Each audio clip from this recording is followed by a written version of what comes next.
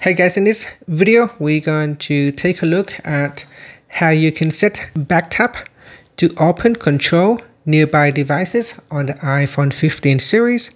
First, let's go back to the home screen by swiping up at the bottom of the screen. Then on the home screen, tap on settings. Now in the settings page, scroll down and then tap on accessibility. Next, go down and tap on touch. After that, we scroll down to the bottom and then tap on back tap. Next, in here you could choose double tap or triple tap. So I'm going to select double tap and then scroll down to the accessibility section and then tap on control nearby devices. After that, you can swipe up to go back to the home screen. Now if you double tap at the back of your device, that will allow you to open up control nearby devices.